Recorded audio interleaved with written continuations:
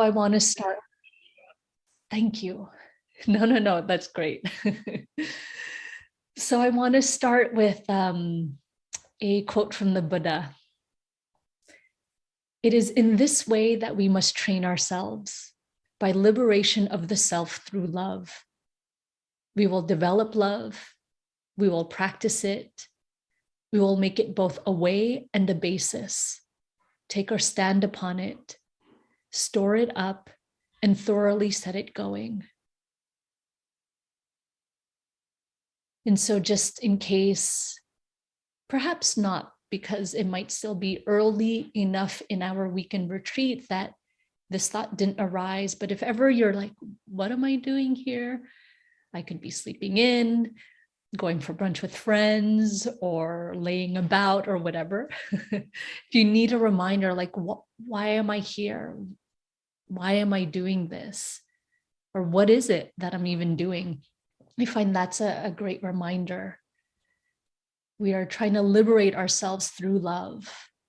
And then again, that part from the Buddha, we will develop love, we will practice it, we will make it both a way and a basis.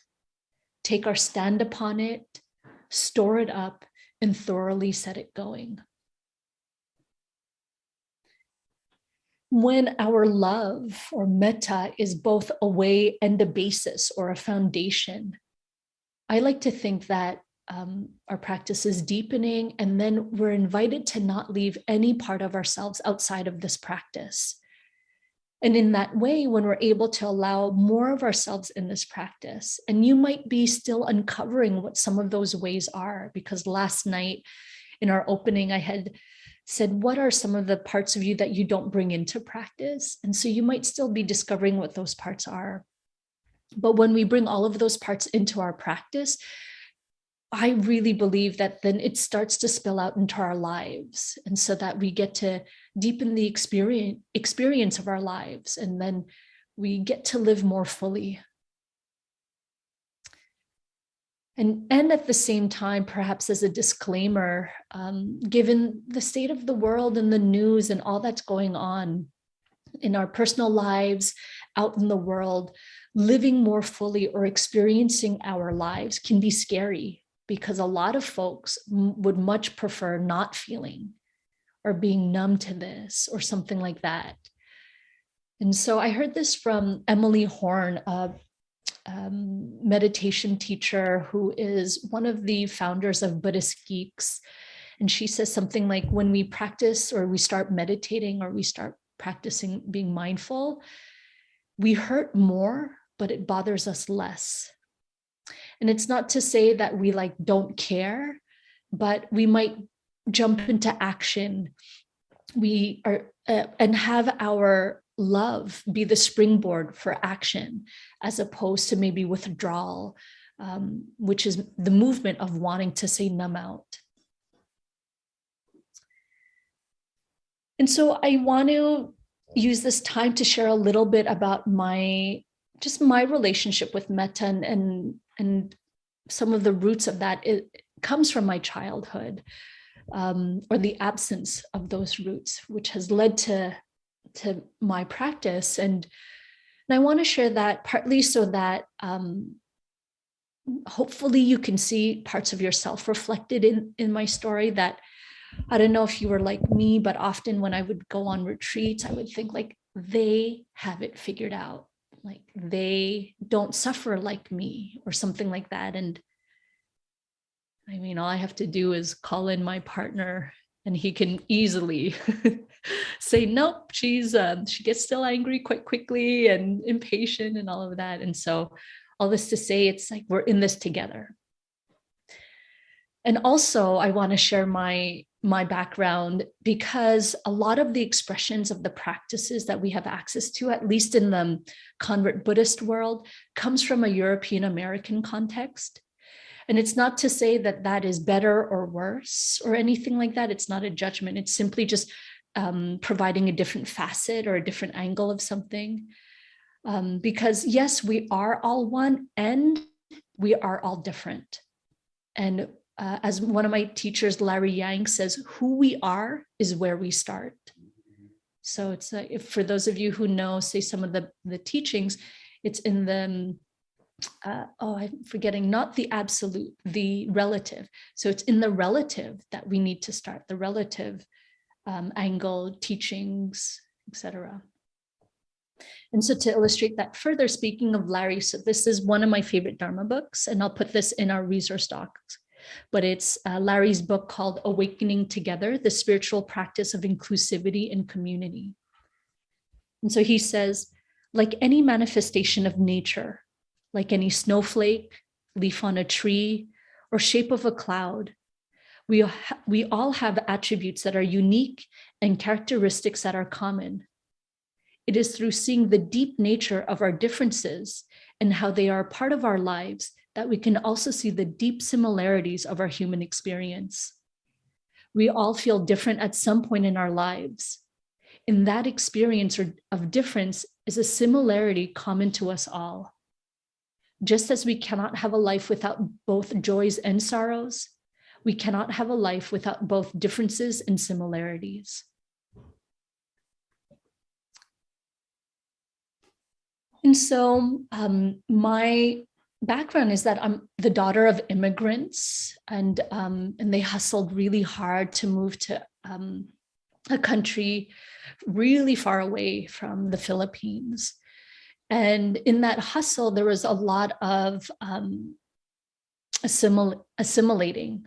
So it was both like learning the rules, like simple things like how to mail letters, where's the post office or something like that, but also assimilating. And the internalized message that I have is assimilate, so that we say like, don't rock the boat, we don't draw more attention to us, etc. And so in addition to navigating a new country, that was where a lot of the focus was on, and very much survival mode. And as a result, when I was growing up, I never really got asked things like, how do you feel? Or anything like that. It was more like, what did you learn? Who were you with? What are you doing? Kind of thing. And so even though I was loved, I had clothes and food and family and a home, and a somewhat stable environment, same home all of my childhood. I still internalized this. I needed to earn or be worthy of love somehow, because I think since there was no real attention to me, just like what I did and what I learned, and that was when my parents had the space to even turn to me. Otherwise, it was like working and hustling, etc. And so I interpreted that, as I've mentioned a few times already, that I needed to earn the love by achieving. And so that's when my journey with perfectionism started, sometime like pretty young. And with perfectionism, for those of you who are also perfectionists, I like to say now, though, I'm a recovering perfectionist. That is still kind of very possible. It's in the field, and yet it doesn't flare up as much as it used to. And so if you are like me or are like me, very motivated by external forces or external factors. And that perfectionism inevitably got brought into my practice when I did start practicing, when I did find this path. And so what would happen was that I brought that tightness into my practice, and partly because I was trying to be an introvert through practice, but also just that perfectionist was like, my teacher said, follow the breath. And when the mind wanders, bring it back. And I was like, got it, on it, kind of thing. And then so when the mind wandered, I was like, no, come back. And I was quite rough with myself. And so what I didn't realize, that in addition to practicing how to bring my mind back, I was also practicing being hard on myself or judging what was natural. Like the mind thinking is natural, just as natural as the ear hears sound. Because in the Buddhist teachings, the mind thinking is one of the senses. And yet I was chastising myself for this very natural occurrence. And so it was maybe, in hindsight is 2020. So it's like, of course, that spilled out into my life. And that that hardness got transferred out to anybody around me. And then also I would try to deny nature arising in me in different ways. Like if feelings that were present, maybe if I deemed them unpleasant or inappropriate, it's like mindfulness it away, or sometimes we say vipassanize it away. It's like if I'm mindful of it enough, it'll go away, kind of thing. But really, that's low-key aversion. But all this to say is that was a pattern for many, many years. And then when I would go on retreats, I actually would give myself panic and anxiety attacks from all the efforting. And when I would come home and people would ask, like, how was your retreat? Particularly the people who don't practice or don't go on retreat, they kind of think like it's a vacation or a spa. They're like, what? You don't have to answer emails? How lucky, or something. You get food cooked for you, etc. And so when I told them I had anxiety and panic attacks, they were just like, I really have no clue what you're doing, kind of thing, because how could that happen when meditating? And so it got to the point where my partner at that time and my mom, I don't know if this was intentional, but they had like this intervention with me. They were just like, you do all this meditation, you go on retreats, and like, you're scary, like you get angry so quickly, you're so impatient, you judge us, we can't live up to your standards, kind of thing. And of course, I was like, you don't know me, you don't know what you're talking about. And so I wasn't in the place to receive in that moment. And I continued practicing, but of course, their words kind of stuck with me. And then it became quite clear that, oh, wait a second, how I'm practicing is really not working, or it's not wholesome, or it's not leading to skillful states. And so that's why already I think I've said how we practice at least half a dozen times. You'll hear me say that much more over the weekend, but it's because it was the root of so much suffering, even though on the outside, I was doing all the things. I was meditating, going on retreat, etc. And so that was incredibly painful to hear, because I didn't know how else to practice, basically. So I felt quite lost. And then that's around when all of my different teachers would say, metta, metta, metta. And then it took a few years, I'd have to say, that I really started tuning into that softening from my metta, or thanks to my metta practice. And so as I shared earlier, I was pretty intense about my metta practice. I was like, fine, like 3 or 4 teachers assign me this, okay. And then I doubled down, and I was like, I'm going to do this. And so still that perfectionism. And I was practicing pretty intensely. And then I was reciting the phrases any chance I got for years. It's like walking to the subway, in between appointments, etc. And I'm just trying to wonder, like, I don't think Instagram existed back then, because I'm sure I probably would have like been distracting myself if I had social media. But at that time, at the very least, that's what I was devoting any spare time to. And then what would happen was, at the end of the day, I would stop and ask myself, like, how loving and kind was I today?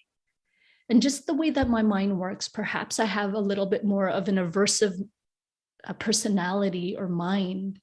But it would be like, oh, that was a moment of loving kindness. Oh, but wait, not that one, nor that one, nor that one, or that one, or that one. And so then I'd be really hard on myself. And then I would think, but then there's tomorrow. And then, I mean, you probably know how it goes. So many days, months, years of that, of having this standard of loving and kind being be kind of where I would compare my current state to. It never occurred to me to compare when I was feeling loving and kind to that standard. It was often when I was doing this end of day audit, and I was hard on myself. So as my practice deepened, a trust grew. As I said, I still kept at it, partly because I was so desperate and partly because everyone around me kept saying, stay with it. And then one of my quirks maybe that I would do is when I would act in a way that was unskillful, I would then fall into like a shame cycle the morning after. So if I got really angry, picked a fight, yelled, I don't know, just like acted in ways that weren't in line with my values or the qualities I was trying to cultivate. And or if I had a lapse of mindfulness and then the emotion took over, kind of thing. And then the next day I start, the fog clears, and then I get quite ashamed, etc. And before, those shame cycles were very frequent and would last days. Now, and again, I really believe it's because of my loving kindness practice that they don't happen as often and not nearly as long. But I remember at that time, one of the things I would do is go into the shower and like have something about the water falling on me to help me cry, but also to I would be hard on myself, like, why did you do that? Oh my gosh, kind of thing. And in some ways, I guess I thought that was like a way to move it through my system, being hard on myself or something like that. And so I remember one day I got in the shower, I was ready for this self-flagellation. And then I'm like, okay, I'm ready. And then I kind of was like, come on, like mean words. And I was like, why isn't it coming? And then I was like kind of trying to force it. And then all of a sudden I was like, oh, wait, I think this is the practice working. And it was so interesting to see. It wasn't, I'd like to say, oh, and it was a beautiful moment, and from then on it changed. No, I was more like, whoa, okay, but still not fully trusting it. But then having seen that, I wasn't looking for it, but I was kind of open to it. I was trying to play it cool with how metta would come up in my life. I was like, yeah, whatever. And then it would show up and I was like, whoa, okay. And then starting to see that more and more.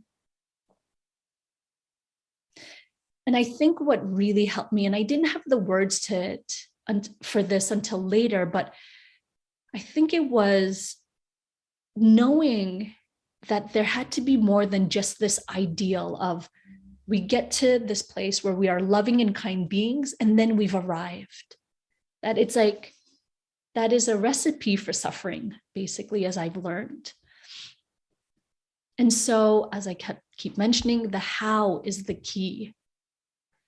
And I think sometimes we come to this practice, I certainly did. One of the reasons was to open my heart because I felt so tight and closed.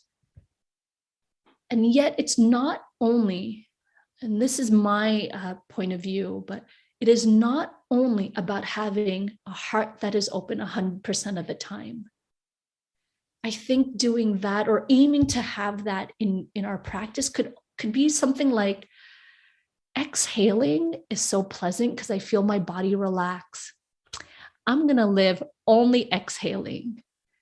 It's like, no, it doesn't work like that. But there's ebbs and flows. There's birth and death, gain and loss, open and closed, inhale, exhale, contraction, expansion.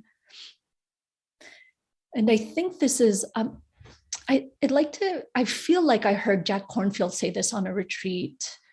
Buddhist teacher based in California, Jack Kornfield.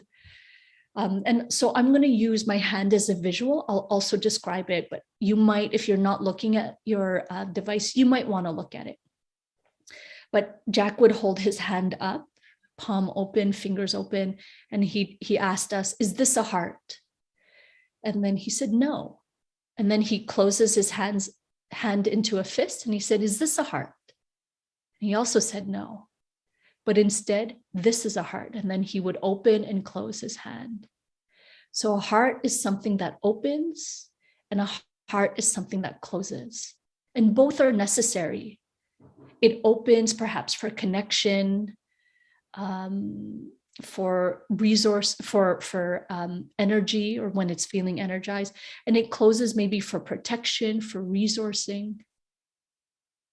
And so when I heard that, and then also my experience of just like the self-flagellation way that I was practicing, it really started getting me to think about so many of these teachings, in particular the Brahma Viharas.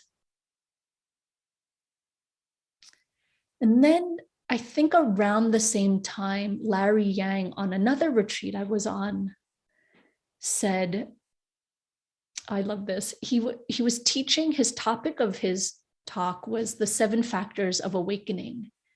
But he started the talk with, I'm in a bad mood. And I've been in a really bad mood for years, or something like that. And I just found that so refreshing, because I was like, yes, like realness or humanness, because that is life, you know. And sometimes when teachers share, it's like, wow, they have it all together, as I was saying.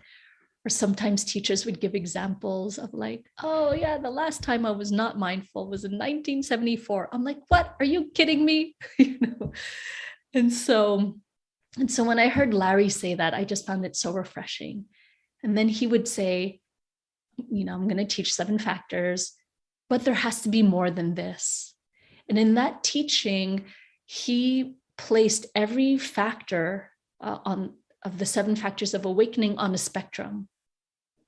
And that was so eye-opening for me, because I was like, hold on.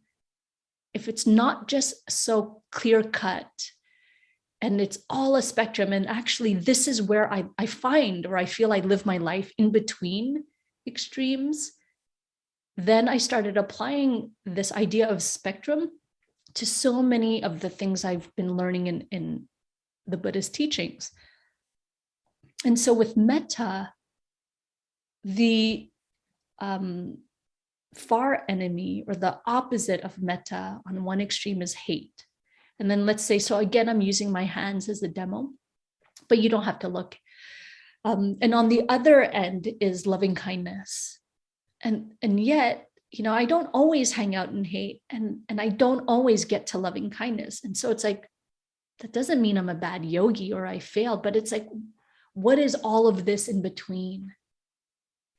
And so I invite you to figure that out for yourself. But for me, it appeared more like, say, so there was hate, and then there was non-hate, and then tolerance, acceptance, friendliness, intimacy. So like, because I was able to be so friendly, I wanted to spend more time with it, whether it's like my breath, my body, my relationship to myself, and then loving kindness.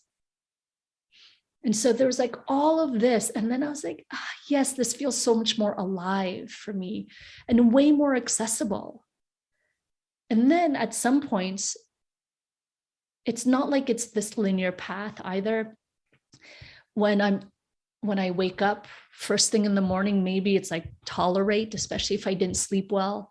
Then after my coffee, it could be intimacy or loving kindness. And then when I'm really hungry, it might not be, you know. And so it changes throughout the day as conditions around us change. Our capacity for loving kindness also changes, but it doesn't mean we're doing anything wrong. It's just the conditions.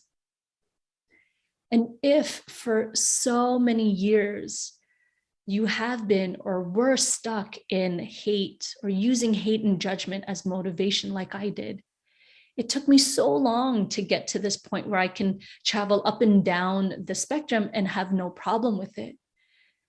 But I realized that I wasn't doing until later, validating the non-hate. So if hate is on one extreme, loving kindness on the other, non-hate is the first step in. I felt like if I was a millimeter in from hate, in the field of non-hate, I was moving in the right direction. And so to not underestimate that, basically.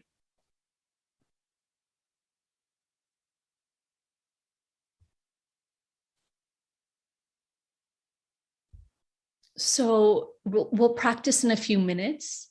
last night, this morning, and in this practice before lunch, we will continue with loving kindness for ourselves. But it's really just setting the foundation. And it's partly because we come to practice because of our own suffering, whether it's stress, insomnia, just this challenge to navigate the world, the news, whatever it might be. And as of this afternoon, we will start touching into benefactor and neutral person. And tomorrow we'll do difficult person and all beings. Just to remind you that there's this journey we're on. And because I've seen this a lot, so I also teach mindfulness. And so when folks come to mindfulness because they're stressed or for their blood pressure or whatever, but then they stop there when their personal suffering is kind of like resolved or something like that, I feel like there's like this whole breadth and depth of teachings, of wisdom and heart teachings in the Buddha Dharma that they're missing out on. And so I'm just so excited that you're here, diving deeper, because it's when we touch into the beauty of the Buddha Dharma, then we start seeing the interconnection and our interbeing. And so we'll start seeing that this afternoon, basically. But it's like we're connecting to others, starting or via ourself. We're like tuning into what Larry said.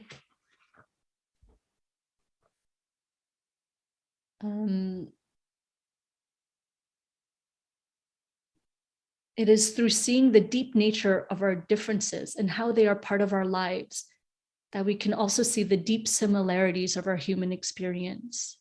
And so that's what we're doing last night and this morning. We're getting, say, really intimate with our own suffering, our own capacity for our own suffering, which then increases our capacity for others. And it's often, at least this was my experience, when I felt like there was not that space for that capacity to hold others, two things. One, it was I didn't yet trust the practice, like that it could indeed hold it all. But it was also just what was happening was really hard. And so to slow it down, move at the speed of trust, basically.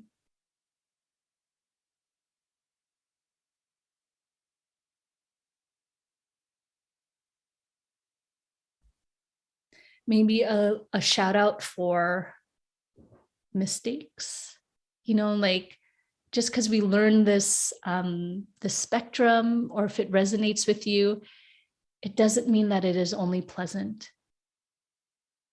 So as that reminder, it'll hurt more, but it'll bother us less. So just letting you know that we will make mistakes. I continue to make mistakes, even though metta has been part of my practice has been a main part of my practice for about 10 years now. Just trying to think. Yeah, I mean, just yesterday with my partner, poor partner. But I don't know. I just remember snapping at him and being like, I'm always the house manager. I want you to hold some of this too. And that's not totally true. It was before though, but not anymore, or much less so. And my capacity to hold it all, or to make mistakes and to know that mistakes will happen, allowed me to say, I think he replied with, well, that's not fair. And in the past, I would have been like, all right, game on. Yes, it is fair, kind of thing. But then now it's, you're right, that wasn't fair. And so knowing I will make mistakes, and that perfection is not the goal, but progress is, really allows me to show up moment to moment, or at least many moments, short moments, many times. I'm not constantly mindful. Yet when we're mindful, when we do make a mistake, it increases our chances of learning from that mistake. And so that's perhaps part of the pain point with mindfulness. It's like, oh, I feel this more, and it also gives us an opportunity for learning. And so with that, we have this opportunity to increase our awareness, increase our learning, and then feed that back into what creates less suffering in the world now and in the future.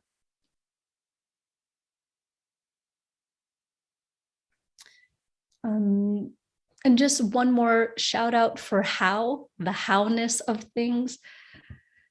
So back in the Buddhist time, kusha grass was very common, and it's a wild grass. I sometimes say that it was the first meditation cushion, because the Buddha rolled up dried kusha grass and then sat on that as he meditated, and during at least the time when he obtained enlightenment.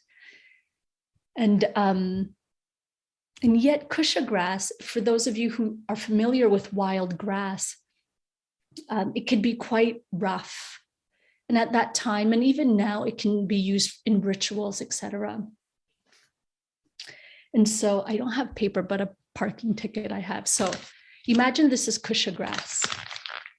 And if we're holding on to it tightly, and then we veer off from our intention to be loving and kind. So the intention for loving and kindness is the kusha grass.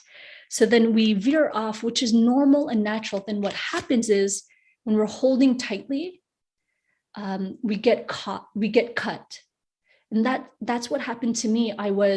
That's when the self-flagellation, I'm such a bad yogi, I'm not being loving and kind, this is all that I'm practicing, why not, etc. And yet when we're able to hold that intention for loving kindness with care and reverence, but with this open hand, so when we do fall off the wagon, well, then I can maybe dust myself off, maybe hand to heart, maybe more easily pick up or re-pick up my intention again.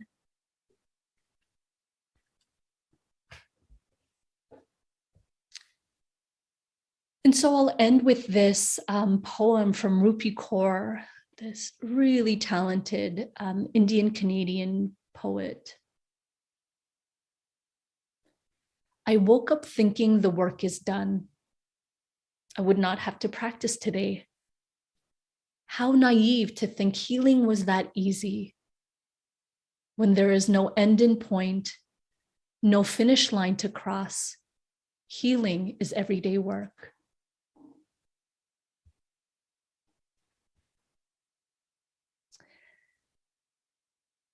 And so let's practice together. And it will be 10 minutes, so shorter than what we have done so far together as a group. And so you might turn toward a window. So I have a window next to me, and you might just look out the window. It might be, if you made tea before the talk, you're holding the cup in your hands and eyes closed or turned down. Whatever you need, but again, that expression or extension of loving kindness you have or hope to have.